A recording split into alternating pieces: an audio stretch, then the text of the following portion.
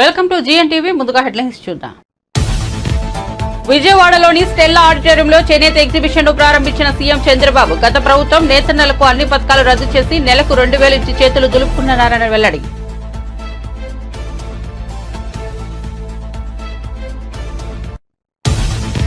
తన భద్రత కుదింపుపై ఏపీ హైకోర్టులో మాజీ సీఎం జగన్ పిటిషన్. నేడు విచారణ చేపట్టిన హైకోర్టు. జగన్ కు మంచి బుల్లెట్ ప్రూఫ్ వాహనం జామర్ ఇవ్వాలన్న జడ్జి.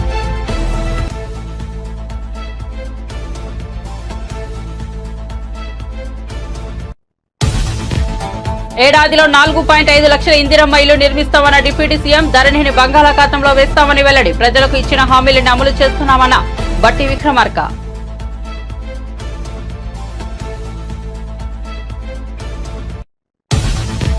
పిఠాపురంలో వైసీపీకి షాక్. రాజీనామా చేసిన పెండం దొరబాబు. నియోజకవర్గం అభివృద్ధి కోసం కూటమితో కలిసి పనిచేస్తామని వెల్లడి. ఏ పార్టీలో చేరుతారనే విషయాన్ని త్వరలో వెల్లడిస్తానన్న దొరబాబు.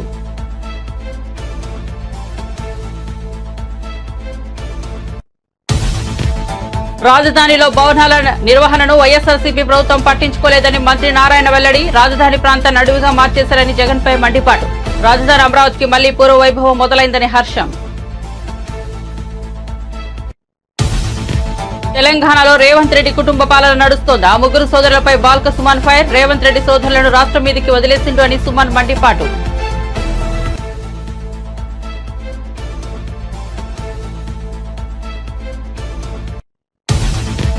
తెలంగాణలో నేడు రేపు భారీ వర్షాలు హెచ్చరించిన వాతావరణ విభాగం. ఈ మేరకు ఆయా జిల్లాలకు ఎల్లో అలర్ట్ జారీ చేసింది. బుధవారం నుంచి గురువారం వరకు పలు చోట్ల తేలికపాటి నుంచి మోస్తరు వర్షాలు కురిసే అవకాశం.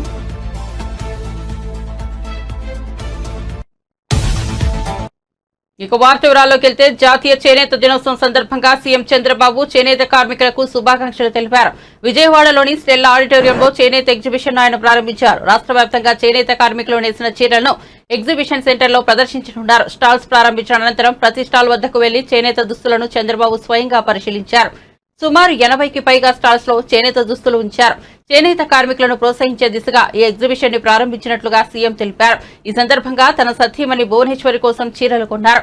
అక్కడ ఏర్పాటు చేసిన స్టాల్స్ వద్ద స్వయంగా 2 చీరలు కొనుగోలు చేశారు. చీరల ప్రత్యేకత గురించి అడిగి తెలుసుకుని మరి ఈ చీరలను తీసుకున్నారు. వెంకటగిరి చీర, ఉప్పాడ జాంతాండి చీరలను సీఎం తీసుకున్నారు. అనంతరం ఆయన మాట్లాడుతూ జగన్ రెడ్డి ప్రభుత్వం నేతన్నలకు అన్ని పథకాలు రద్దు చేసి నెలకు 2,000 ఇచ్చి చేతులు దులుపుకుందని తెలిపారు. ఇది కూడా కేవలం మగ్గం ఉన్న వారికే ఇచ్చారు. చేనేతల రాయితీలు రద్దు చేశారు. చివరకు నేతన్నలకు కూడా బకాయిలు పెట్టే పరిస్థితికి వచ్చారని తెలిపారు. తీసుకోండి, ప్యాక్ చేసావా? ఇట్రా, డబ్బులు ఇవా.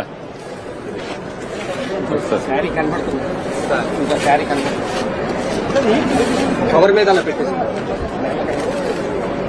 డిజైన్ పడదు.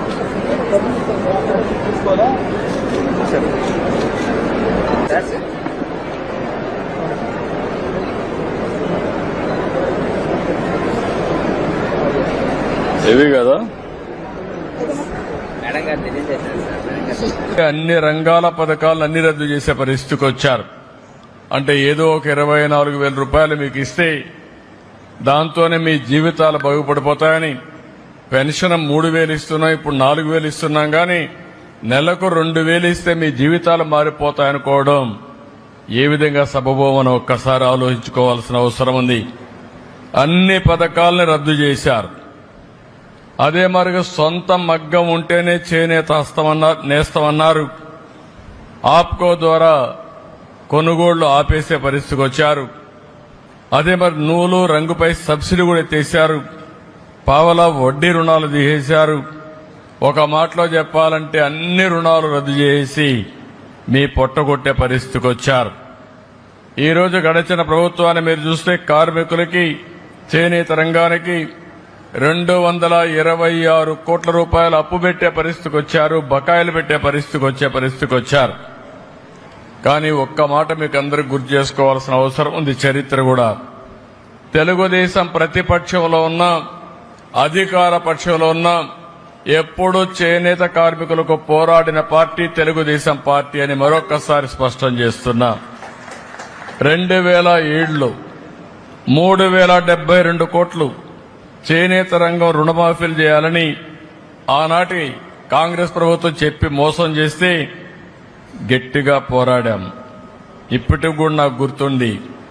2000 మేము పోరాడిన పోరాట ఫలితంగా 2011 ఆనాటి ముఖ్యమంత్రి రోసయ్య గారు చీరాల్లో మేము వ్యతిరేకంగా ఉద్యమం చేస్తే 109 కోట్ల రూపాయలు మాఫీ చేయించాం. అది చాలదని 110 కోట్లు చేయకపోతే 2014లో అధికారంలోకి వస్తానే తన భద్రత కుదింపుపై ఏపీ హైకోర్టులో మాజీ సీఎం జగన్ పిటిషన్ వేశారు. ఈ పిటిషన్ పై ఏపీ హైకోర్టు విచారణ జరిపింది. ఈ సందర్భంగా జగన్ తరపు న్యాయవాది తన వాదన వినిపించారు. బుల్లెట్ ప్రూఫ్ వాహనం కూడా సరిగా పనిచేయడం లేదని జగన్ తరపు లాయర్ కోర్టు దృష్టికి తెచ్చారు. బుల్లెట్ ప్రూఫ్ వాహనం నిర్వహణ ఎవరిది అని జడ్జి అడగగా ఇంటెలిజెన్స్ ది అని ప్రభుత్వం సమాధానమిచ్చింది. జగన్ కు మంచి బుల్లెట్ ప్రూఫ్ వాహనం జామర్ ఇవ్వచ్చు కదా అని ప్రభుత్వానికి న్యాయమూర్తి తెలిపారు. ప్రత్యామ్నాయంగా వేరే బుల్లెట్ ప్రూఫ్ వాహనం ఉందో లేదో తెలుసుకుని చెబుతామని అడ్వకేట్ జనరల్ కోర్టుకు స్పష్టం చేశారు.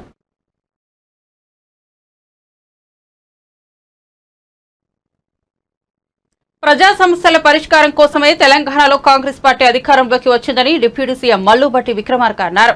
ప్రజలకు ఇచ్చిన హామీలని అమలు చేస్తున్నామని చెప్పారు. ఆదిలాబాద్ జిల్లా పిప్పిరిలో 20.50 కోట్లతో పలు అభివృద్ది పనులకు బట్టి విక్రమార్క భూమి పూజ చేశారు. ఈ సందర్భంగా నిర్వహించిన సభలో ఆయన మాట్లాడారు.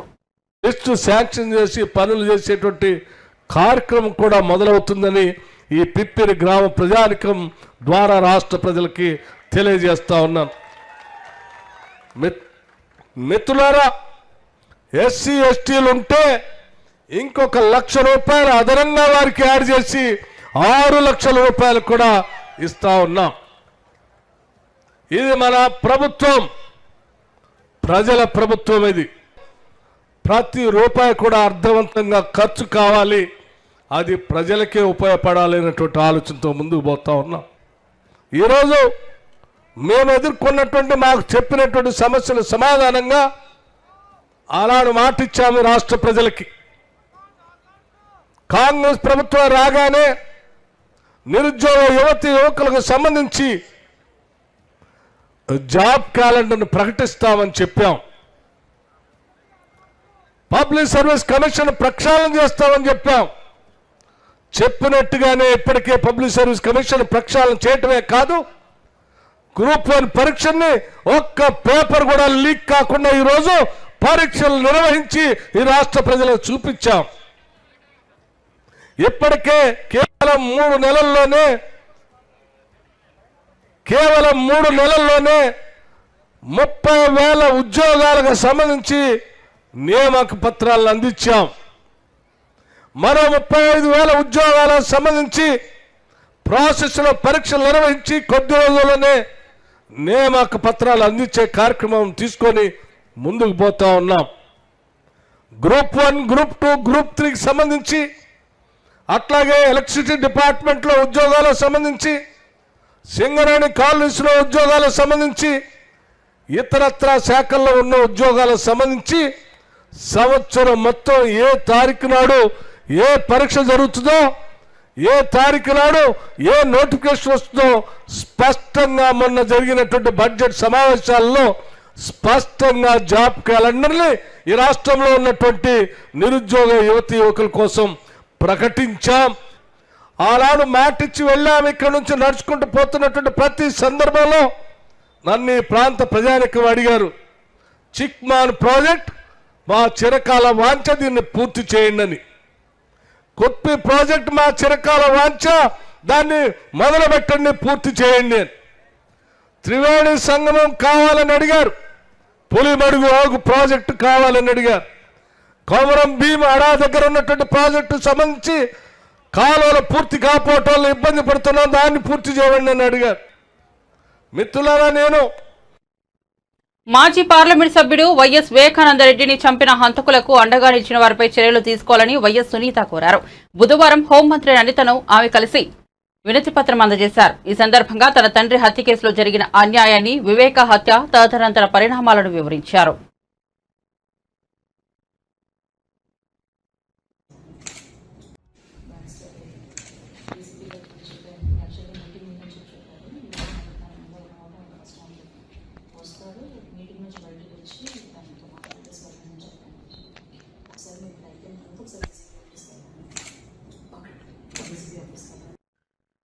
రాజధాని అమరావతికి మళ్లీ పూర్వ వైభవం మొదలైంది. గత 5 ఏళ్ల నిర్లక్ష్యంతో అడవులా మారిన రాజధాని ప్రాంతం కొత్త రూపు దాల్చుకుంటోంది. మొత్తం 24,000 ఎకరాల్లో జంగిల్ క్లియరెన్స్ పనులకు ప్రభుత్వం ప్రారంభించింది. ప్రత్యేక పూజల అనంతరం మంత్రి నారాయణ పనులు ప్రారంభించారు. నెల రోజుల్లోగా పూర్తి చేయాలనే లక్ష్యాన్ని నిర్దేశించింది. జంగిల్ క్లియరెన్స్ లో భాగంగా ముళ్ల చెట్లు, పొదల తొలగింపు చేపట్టారు. మొత్తం 36 కోట్లతో ఈ పనులు చేపడుతున్నారు. ఇక్కడ రైతులు కేవలం 58 రోజుల్లో 34,000 ఎకరాలని మా ముఖ్యమంత్రి నారా చంద్రబాబు నాయుడు గారి మీద నమ్మకంతో ఇది ఒక మంచి రాజధాని అవుతుందని ఆ రోజు ఇవ్వటం జరిగింది. అయితే దానికి తగ్గట్టుగానే ఇక్కడ డిజైన్లు అన్నీ చేయటం, ఒక 41,000 కోట్ల రూపాయలకి టెండర్లు పిలిచి వర్క్స్ టేకప్ చేసాం. అయితే 2019లో ప్రభుత్వం పోవటం వల్ల గత 5 సంవత్సరాల్లో వైసీపీ ప్రభుత్వం 3 ముక్కలాట ఆడింది. విశాఖపట్నం అని, ఇక్కడ అమరావతి అని, కర్నూలు అని రకరకాలుగా ఆడి రైతుల్ని అనేకమైన ఇబ్బందులకు గురి చేసింది. అయినప్పటికీ రైతులు మనోస్థైర్యంతో ఉన్నారు. నిజంగా వాళ్ళందరినీ నేను అభినందిస్తున్నాను. అందుకని ఈ ప్రభుత్వం ఇప్పుడు రాగానే ఇమీడియట్గా దీన్ని టేకప్ చేయమని ముఖ్యమంత్రి గారు చెప్పటం. అయితే దానికి అంతకుముందు వేసిన రోడ్లు కొన్ని తవ్వేశారు, కొన్ని డోర్లు విండోస్ ఎత్తుకొని వెళ్ళిపోయారు. ఇలా అసలు ఇక్కడ కంప్లీట్గా దీన్ని ఒక అడవి చేశారు. 34 ఎకరాలు రైతుల దగ్గర తీసుకున్నాం. గ్రామ కంటాలు కావచ్చు, లేదా ప్రభుత్వ భవనాలు కావచ్చు, అన్నీ తీసుకుంటే ఇది 58,000 ఎకరాలు. ఈ 58,000 ఎకరాల్లో సుమారుగా 24 ఎకరాలు దాదాపు దట్టమైన అడవిలాగా తయారైపోయింది. మొన్న సీఎం గారు విజిట్లో యాక్చువల్గా బిల్డింగ్స్ చూస్తుంటే ఒక బిల్డింగ్ ఎక్కి చూస్తే జడ్జెస్ బంగ్లాస్ అన్ని కంప్లీట్గా కంపతో మునిగిపోయింది. అక్కడికక్కడే సీఎం గారు ఇన్స్ట్రక్షన్ ఇచ్చారు, ఇమ్మీడియట్గా కంప మొత్తం తొలగించమని. దానికి టెండర్లు ఇచ్చాము. దానికి యాక్చువల్గా ఇవాళ పని ప్రారంభించడం మొదలుపెట్టాం. ఈ పనిని 30 రోజుల్లో కంప్లీట్ చేయమని యాక్చువల్గా టెండర్లు ఇవ్వడం జరిగింది. 30 డేస్లో వాళ్ళు కంప్లీట్ చేస్తామని యాక్చువల్గా చెప్పడం జరిగింది. కంప్లీట్గా 30 డేస్లో ఈ పని పూర్తి చేస్తే first step, this is the first step. ఏదైతే బిల్డింగ్స్, రోడ్లు అప్పుడు కట్టామో గత 5 సంవత్సరాలు ఎటువంటి మెయింటెనెన్స్ కానీ దాని గురించి పట్టించుకోకుండా గత ప్రభుత్వం వైఎస్ఆర్సీ ప్రభుత్వం వదిలేస్తే దాని వల్ల కంటిన్యూ చేయాలని ముఖ్యమంత్రి గారు ఆదేశించడం, దాని మీద స్టడీ చేయడానికి ఐఐటి హైదరాబాదు, ఐఐటి చెన్నై ఇద్దరికి ఇచ్చాం. వాళ్ళకు కూడా 1 మంత్ టైం ఇచ్చాము. వాళ్ళు మొన్నొచ్చి స్టడీ చేశారు. ప్రైమరీ రిపోర్ట్ త్వరలో ఇస్తారు. ఇచ్చిన తర్వాత దాని మీద కొన్ని మళ్ళీ ఇంకా టెస్టులు చేయాలన్నారు. అది చేసిన తర్వాత దాన్ని బట్టి యాక్చువల్గా ముందుకు పోవడం జరుగుతుంది. అదేవిధంగా కౌలు రైతులు ఎవరైతే ఉండారో వాళ్ళు టైం ఎక్స్టెండ్ చేయమని ఎమ్మెల్యే గారు రిక్వెస్ట్ చేశారు వాళ్ళ తరఫున. జగన్ పలావు పెట్టాడు, చంద్రబాబు బిర్యానీ పెడతారని అంతా నమ్మారని ఎన్నికల హామీలను ఉద్దేశించి వైసీపీ అధినేత మాజీ సీఎం జగన్ అన్నారు. ఇప్పుడు పలావు లేదు, బిర్యానీ లేదన్నారు. చంద్రబాబు నమ్ముకుంటే ప్రజలైనా నాయకులైనా అంతేనని అన్నారు. తాను అభ్యర్థిగా ప్రకటించిన బొత్స సత్యనారాయణకు మీరంతా అండగా నిలవాలని వైసీపీ అధినేత జగన్ కోరారు. ఉమ్మడి విశాఖ జిల్లాకు చెందిన స్థానిక సంస్థల ప్రజాప్రతినిధులతో వైఎస్ఆర్సీపీ అధ్యక్షులు వైఎస్ జగన్మోహన్ రెడ్డి బుధవారం సమావేశం నిర్వహించారు. అరకు, పాడేరు అసెంబ్లీ నియోజకవర్గాల వైఎస్ఆర్సీపీ ప్రజాప్రతినిధులతో భేటీ అయ్యారు. తెలుగుదేశం పార్టీకి సంఖ్యాబలం లేకుండా పోటీ పడుతోందని అన్నారు. తాను ఆ స్థానంలో సీఎంగా ఉంటే నైతిక విలువలు పాటించి పోటీ పెట్టబోనని అన్నారు. రాబోయే 5 ఏళ్ల పోరాటంలో మీరంతా అండగా ఉండాలని జగన్ కోరారు. తీసుకున్నారు. ఆ 23 మంది ఎమ్మెల్యేలలో ఎంతమంది టికెట్లు ఇచ్చినాడు? నాకు తెలిసి 3కి. ఆ 23 మంది ఎమ్మెల్యేలు తీసుకునేటప్పుడు ఒక్కొక్కరికి ఎంత ఇస్తామన్నాడు? ఒక్కొక్కరికి 20 కోట్లు. ఇచ్చింది ఎంత? అడ్వాన్సు. దాని తర్వాత వాళ్ళు ఆ పక్క పోయిన వాళ్ళు అందరూ అన్న మీ దగ్గరికి వచ్చేస్తామన్నా మేమంతా అని చెప్పి మళ్ళీ నాకు ఫోన్ చేసినారు. అందరూ సున్నాలు అయిపోయి ఇంట్లో కూర్చొని ఉన్నారు. ప్రతి ఒక్కరూ కూడా ఈ విషయాలన్నీ గుర్తుపెట్టుకోండి. రాజకీయాలలో ఎప్పుడు షార్ట్ కట్ ఉంటుంది, లాంగ్ కట్, దూరం దారి ఉంటుంది, షార్ట్ కట్ ఉంటుంది. షార్ట్ కట్ ఎప్పుడు తీసుకోవద్దండి.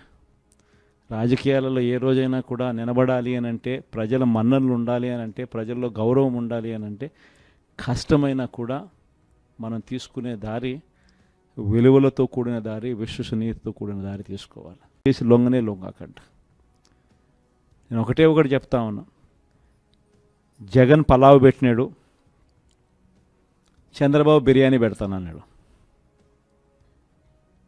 చంద్రబాబు నమ్మి ఓటేసినారు, బిర్యానీ బాయా పలావ్ బాయా లాస్ట్కు పస్తు పండుకోవాల్సిన పరిస్థితి. ప్రాంతం స్పెషలీ ఎప్పుడూ కూడా నాకు తోడుగా ఉంది. పార్టీ స్థాపించిన రోజు నుంచి మొట్టమొదటి రోజు నుంచి కూడా వెనక్కి తిరిగి చూస్తే ఎక్కడా కూడా ఈ ప్రాంతంలో మాత్రం 100% యా పక్క ఏది ఏ ప్రాంతం ఎటుపోయినా కానీ ఇక్కడ మాత్రం ప్రజలు మాత్రం, ఇక్కడ మాత్రం నాయకులు మాత్రం, ఇక్కడ మాత్రం ఉన్న వాళ్ళంతా మాత్రం 100% ఎప్పుడూ నాకు తోడుగానే ఉన్నారు. మీ ప్రేమలు, మీ ఆప్యాయతలు ఇదే మాదిరిగానే కొనసాగించమని చెప్పి కోరుతా ఉన్నా. కష్టకాలంలో ఉన్నప్పుడే ఇంకా మీ సహాయము, మీ సహకారము ఇంకా ఎక్కువ కావాలని అడుగుతా ఉన్నా. కష్టాల్లో ఉన్నప్పుడే మీరు ఇంకా గట్టిగా నిలబడాలి అని చెప్పి అడుగుతా ఉన్నా. 5 ఏళ్ళు కన్ను మూసుకుంటూ అయిపోతుంది. ఈ 5 ఏళ్ళ మన పోరాటంలో మీ సహాయ సహకారాలన్నీ కూడా మెండుగా ఉండాలని చెప్పి కోరుతూ బొత్స సత్యనారాయణను మన పార్టీ తరపు నుంచి మనం ఎమ్మెల్సీ అభ్యర్థిగా మనం రంగంలోకి దింపుతా ఉన్నాం. అందరు ఎమ్మెల్యేలని పిలిచిన, మన ప్రాంతంలో ఉన్న అందరు కంటెస్ట్ చేసిన ఎమ్మెల్యేలను, ఎంపీలను అందరినీ కూడా పిలిచి ఎవరైతే బాగుంటుంది అని చెప్పి అందరి ముందర అందరినీ అడిగా. తెలంగాణ ఇందిరమ్మ రాజ్యంలో రేవంత్ రెడ్డి కుటుంబ పాలన నడుస్తోందని బీఆర్ఎస్ మాజీ ఎమ్మెల్యే బాల్కసుమన్ ధ్వజమెత్తారు. రేవంత్ రెడ్డి సోదరులు తిరుపతి రెడ్డి, కొండలరెడ్డి, జగదీష్ రెడ్డిలకు రాష్ట్రం వీరికి వదిలేసిండని సుమన్ మండిపడ్డారు. తెలంగాణ భవన్లో బాల్కసుమన్ మీడియాతో మాట్లాడారు. పాలన కొనసాగుతుందని చెప్పి చాలామంది ప్రజాస్వామికవాదులు కానీ ప్రజలు కానీ కొంత అనుకున్నారు వీళ్ళు చెప్పినటువంటి మాటల వల్ల. కానీ వాళ్ళ రాష్ట్రంలో ఏం నడుస్తుందంటే ఇందిరమ్మ రాజ్యంలో రేవంత్ రెడ్డి కుటుంబ పాలన నడుస్తున్నది అనేది చాలా స్పష్టంగా కనబడతా ఉంది. ముఖ్యంగా మీరు చూసినట్టయితే గతంలో మా ప్రభుత్వంపై అనేక రకాలుగా ఇష్టం వచ్చినట్టుగా కుటుంబము అని చెప్పి విమర్శలు చేసినటువంటి రేవంత్ రెడ్డి ఇవాళ మొత్తం ఆయన కుటుంబ సభ్యులను, ఆయన అన్నదమ్ములను అందరినీ కూడా తెలంగాణ రాష్ట్రం మీదకి వదిలేసిండిగా ఒక దుర్మార్గమైనటువంటి సంస్కృతికి తెరలేపిండు. మరి వీళ్ళ అన్నదమ్ములకు ఏమైనా పదవులు ఉన్నాయా, అధికారిక హోదాలు ఉన్నాయా, వీళ్ళేమైనా ప్రజాప్రతినిధులా అంటే అది కూడా ఏం కాదు. ఈ సాక్షాత్తు అసెంబ్లీ కమిటీ హాల్లో జరిగినటువంటి మీటింగ్లో స్పీకర్ గారి అధ్యక్షతన అసెంబ్లీ కమిటీ హాల్లో జరిగినటువంటి వికారాబాద్ జిల్లాకు సంబంధించినటువంటి సమీక్షా సమావేశంలో రేవంత్ రెడ్డి వాళ్ళ బ్రదర్ తిరుపతి రెడ్డి కూర్చున్నటువంటి ఈ ఫోటో మీకు చూపిస్తా ఉన్నా. సాక్షాత్తు రాష్ట్ర అసెంబ్లీ కమిటీ హాల్లో స్పీకర్ గారి అధ్యక్షతన జరిగినటువంటి వికారాబాద్ జిల్లా సమీక్షా సమావేశానికి సంబంధించి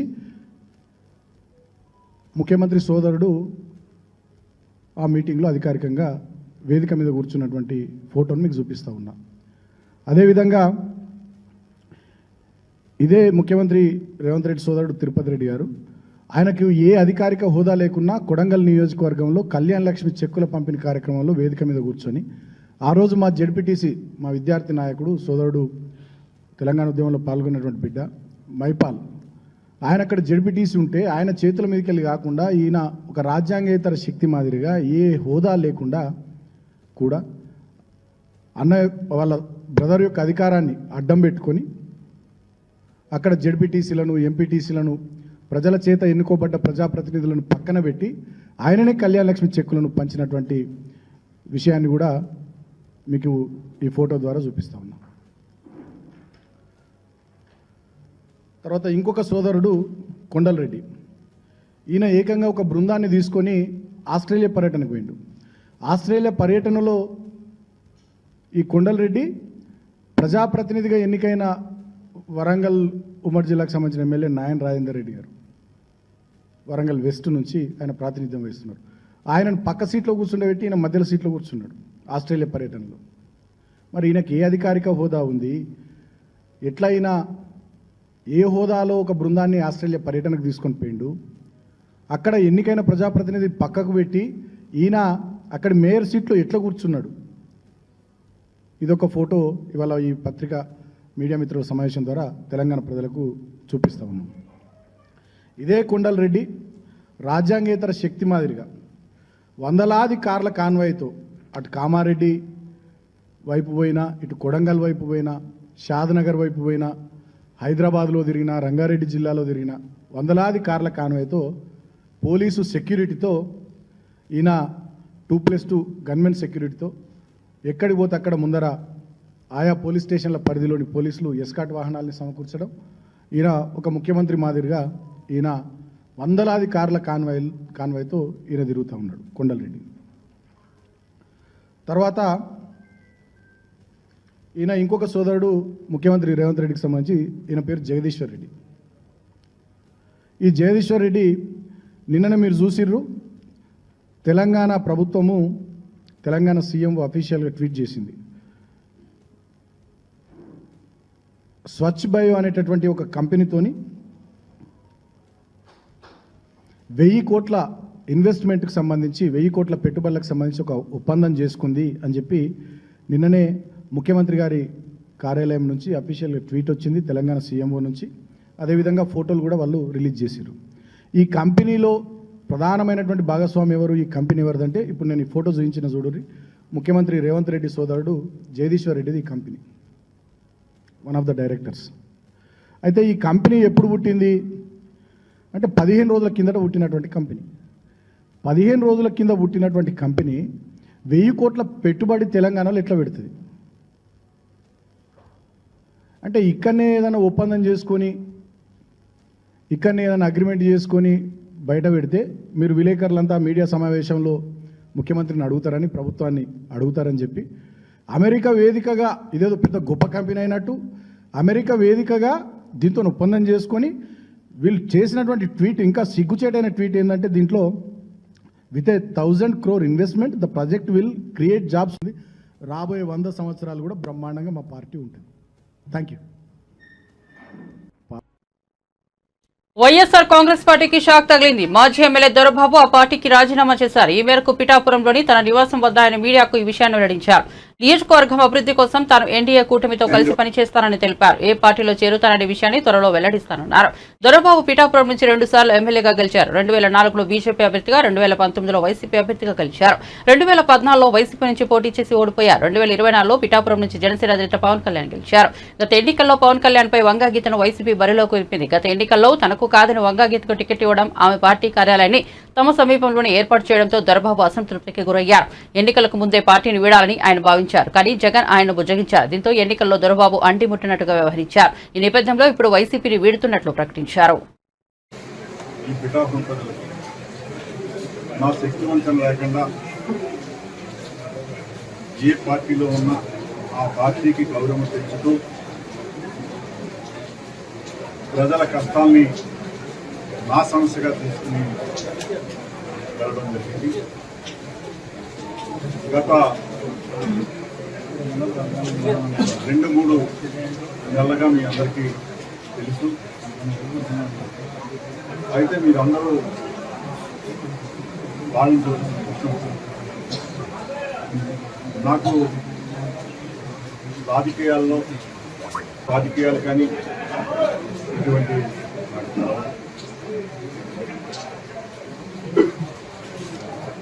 గత 4 నెలలుగా జరిగినటువంటి పరిస్థితుల్లో సమాలోచన చేసి వారందరి అభీష్టం మేరకు ఆశతోటి కానీ ఇంకో రకంగా కానీ నేను ముందుకెళ్ళడం లేదు. ఈ పిఠాపురంలోనే ఉంటాను. త్వరలో వాళ్ళందరితోటే నిర్ణయం తీసుకుని ముందుకెళ్తానని చెప్పి నాకు పార్టీలో గౌరవం. మావోయిస్టు పార్టీలపై మరో ఏడాది నిషేధం పొడిగిస్తూ కేబినెట్ లో నిర్ణయం తీసుకున్నట్లు మంత్రి కొలుసు పార్థసారథి తెలిపారు. కేబినెట్ భేటీ అనంతరం మంత్రి మీడియాతో మాట్లాడుతూ గత ప్రభుత్వం జారీ చేసిన 217, 144 జీవోలను రద్దు చేశామన్నారు. మత్స్యకారులకు నష్టం చేసేలా గత ప్రభుత్వం జీవో జారీలు చేసిందని, గ్రామాల్లో చెరువులను, కుంటలను బహిరంగ వేలం వేయాలని గత ప్రభుత్వం నిర్ణయించిందన్నారు. మావోయిస్టు పార్టీలపై మరో ఏడాది నిషేధం పొడిగిస్తూ కేబినెట్ లో నిర్ణయం తీసుకున్నట్లు మంత్రి కొలుసు పార్థసారథి తెలిపారు. కేబినెట్ భేటీ అనంతరం మంత్రి మీడియాతో మాట్లాడుతూ గత ప్రభుత్వం జారీ చేసిన 217, 144 జీవోలను రద్దు చేశామన్నారు. ప్రపంచంలో ఫిగర్ స్టడీస్ని కంపేర్ చేస్తే ఆంధ్రప్రదేశ్లో సంతానోత్పత్తి సామర్థ్యం, జాతీయ సంతానోత్పత్తి సామర్థ్యం రేటు 2.1గా ఉంటే ఆంధ్రప్రదేశ్లో అది కేవలం 1.5గా ఉంది. ఇంకా ప్రపంచ దేశాలతో కూడా కంపేర్ చేస్తే ఆంధ్రప్రదేశ్ సంతానోత్పత్తి సామర్థ్యం రేటు చాలా తక్కువగా ఉన్న పరిస్థితుల్లో ఈ డెమోగ్రఫీ మేనేజ్మెంట్ చేయాల్సిన పరిస్థితులు కనపడతా ఉన్నాయి. అంతేకాకుండా ప్రస్తుతం లెక్కల ప్రకారం మన రాష్ట్రంలో పురుషుల యావరేజ్ వయసు 32.5 ఉంటే 2047కి 40 ఏళ్ళు కానుందని చెప్పేసి కూడా కొన్ని స్టడీస్ చెప్తున్నాయి. అంటే రాబోయే సంవత్సరాల్లో యువకుల జనాభా తగ్గి పెద్ద వయసు వాళ్ళ జనాభా పెరిగిపోయే పరిస్థితులు కనపడతా ఉన్నాయి. ఇప్పుడు కొన్ని దేశాలైతే ఓల్డ్ ఏజ్ హోమ్స్గా కూడా మారిపోయే పరిస్థితులు కనపడతా ఉన్నాయి. కొన్ని పాశ్చాత్య దేశాల్లో ఇప్పుడు చూసుకున్నట్లయితే ఏజ్ 50-60 ఏజ్ ఉన్న వాళ్ళు ఎక్కువ జనాభా ఉంది. అదే ప్రస్తుతం మన దేశంలో చూసుకుంటే యంగ్ జనాభా ఎక్కువగా ఉంది. ఈ సమతుల్యం తగ్గుతుంది అనే పరిస్థితుల్లో, అంతేకాకుండా మన రాష్ట్రంలో ప్రత్యేకంగా ఈ సంతానోత్పత్తి రేటు తగ్గుతుందనే పరిస్థితులన్నింటినీ కూడా చర్చించడం జరిగింది. అంతేకాకుండా దీని మీద ఎక్కువగా డిస్కషన్ కూడా జరగాల్సిన అవసరం ఉందని చెప్పేసి కూడా మరి క్యాబినెట్లో చర్చించడం జరిగింది. దీన్ని దృష్టిలో పెట్టుకొని ఇంతకుముందు మున్సిపల్ పురపాలక పరిపాలన మరియు పట్టణాభివృద్ధి శాఖలో ఉన్న 2 పిల్లలకి మించి ఉన్నవారు మున్సిపల్ కార్పొరేషన్ మరియు మున్సిపాలిటీ ఎన్నికల్లో పోటీ చేయటం మరియు సభ్యులుగా కొనసాగడాన్ని నిషేధిస్తూ ఆంధ్రప్రదేశ్ మున్సిపల్ కార్పొరేషన్ చట్టం 1955 మరియు ఆంధ్రప్రదేశ్ మున్సిపాలిటీ చట్టం 1965లో చేసిన చట్ట సవరణల రద్దు కోసం ఏదైతే ప్రతిపాదన చేశారో దాన్ని రాష్ట్ర మంత్రిమండలి ఆమోదించిందని చెప్పేసి మనం చేస్తా ఉన్నాడు. అదేవిధంగా కాంగ్రెస్ ప్రభుత్వం తీసుకున్న రైతు రుణమాఫీ నిర్ణయంలో లొసుగులు కుట్రలు ఉన్నాయని మాజీ ఎమ్మెల్యే పెద్ది సుదర్శన్ రెడ్డి అన్నారు. రైతు రుణమాఫీ నిర్ణయం రైతుల పక్షాన కాకుండా ప్రభుత్వ పక్షాన ఉందని బీఆర్ఎస్ పార్టీ అనేకసార్లు చెప్పిందని పేర్కొన్నారు. అదే ఇప్పుడు ముమ్మాటికి నిజమైందని తెలిపారు. అర్హత ఉండి కూడా రుణమాఫీ వర్తించకుండా ఇబ్బంది పడుతున్న రైతుల నుంచి ఫిర్యాదులను స్వీకరించేందుకు ప్రత్యేకించి ఒక ఫోన్ నెంబర్ ఇచ్చామని తెలిపారు. 48 గంటల్లో తెలంగాణ రాష్ట్ర వ్యాప్తంగా దాదాపు 3,562 ఫోన్ కాల్స్ వచ్చాయని తెలిపారు. మెసేజ్ల రూపంలో వాట్సాప్ లో 42,984 ఫిర్యాదులు వచ్చాయని చెప్పారు. అంటే గంటకు 875 ఫిర్యాదులు కాంగ్రెస్ ప్రభుత్వం చేపట్టిన రైతు రుణమాఫీపై వచ్చాయని పేర్కొన్నారు. కానీ క్వింటాల్కి 230 రూపాయలు టెండర్ కోడ్ చేసిన ధర కంటే ఎక్కువ డబ్బులు వసూలు చేస్తూ 1100 కోట్ల రూపాయల కుంభకోణానికి పాల్పడుతున్నటువంటి రేవంత్ రెడ్డి ప్రభుత్వము టెండరు అగ్రిమెంటు సమయం అయిపోయిన తర్వాత కూడా మళ్ళీ ఎక్స్టెన్షన్ ఇచ్చింది. అక్రమ వసూళ్లకు పాల్పడుతున్నటువంటి ముఠాలకు ఎక్స్టెన్షన్ ఇచ్చి అవినీతికి రాచమార్గాన్ని వేసింది రేవంత్ రెడ్డి ప్రభుత్వం తెలంగాణలో. తెలంగాణలో రాగల 2 రోజుల పాటు పలు జిల్లాల్లో భారీ వర్షాలు కురిసే ఛాన్స్ ఉందని హైదరాబాద్ వాతావరణ కేంద్రం హెచ్చరించింది. ఈ మేరకు ఆయా జిల్లాలకు ఎల్లో అలర్ట్ జారీ చేసింది. బుధవారం నుంచి గురువారం వరకు పలు చోట్ల తేలికపాటి నుంచి మోస్తారు వర్షాలు కురిసే అవకాశం ఉందని పేర్కొంది. ఆదిలాబాద్, ఆసిఫాబాద్, మంచిర్యాల, నిర్మల్, నిజామాబాద్, జగిత్యాల, రాజన్న సిరిసిల్ల, భూపాలపల్లి, ములుగు, భద్రాద్రి కొత్తగూడెం, ఖమ్మం, సూర్యాపేట, మహబూబాబాద్, వికారాబాద్, సంగారెడ్డి, కామారెడ్డి, మహబూబ్ నగర్, వనపర్తి, నారాయణపేట జిల్లాలో అక్కడక్కడ భారీ వర్షాలు కురిసే ఛాన్స్ ఉందని పేర్కొంది. బులెటిన్ ముగించే ముందు హెడ్లైన్స్ మరోసారి చూద్దాం. విజయవాడలోని స్టెల్లా ఆడిటోరియంలో చేనేత ఎగ్జిబిషన్ ను ప్రారంభించిన సీఎం చంద్రబాబు. గత ప్రభుత్వం నేతన్నలను అన్ని పథకాలు రద్దు చేసి నెలకు 2,000 ఇచ్చి చేతులు దులుపుకుందన్న వెల్లడి.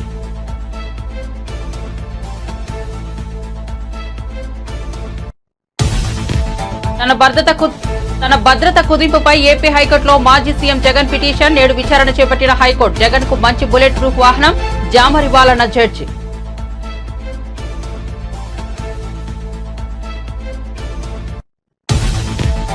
ఏడాదిలో 4.5 లక్షల ఇందిరమ్మ ఇళ్లు నిర్మిస్తామన్న డిప్యూటీ సీఎం. ధరణిని బంగాళాఖాతంలో వేస్తామని వెల్లడి. ప్రజలకు ఇచ్చిన హామీలను అమలు చేస్తామన్న బట్టి విక్రమార్క.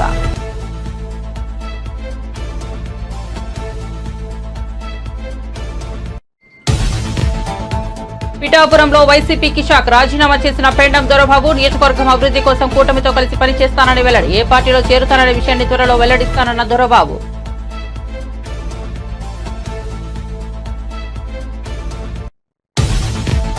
రాజధానిలో భవనాల నిర్వహణను వైఎస్ఆర్సీపీ ప్రభుత్వం పట్టించుకోలేదని మంత్రి నారాయణ వెల్లడి. రాజధాని ప్రాంతాన్ని అడవిగా మార్చేశారని జగన్ పై మండిపాటు. రాజధాని అమరావతికి మళ్లీ పూర్వ వైభవం మొదలైందని హర్షం. తెలంగాణలో రేవంత్ రెడ్డి కుటుంబ పాలన నడుస్తోంది. ఆ ముగ్గురు సోదరులపై బాల్క సుమన్ ఫైర్. రేవంత్ రెడ్డి సోదరులను రాష్ట్రం మీదకి వదిలేసిందని సుమన్ మండిపాటు.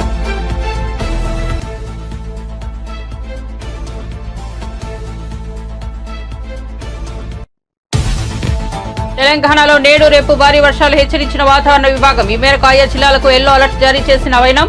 బుధవారం నుంచి గురువారం వరకు పలు చోట్ల తేలికపాటి నుంచి మోస్తారు వర్షాలు కురిసే అవకాశం ఉందని వెల్లడి. మరిన్ని అప్డేట్స్ కోసం చూస్తూనే ఉండండి GN TV.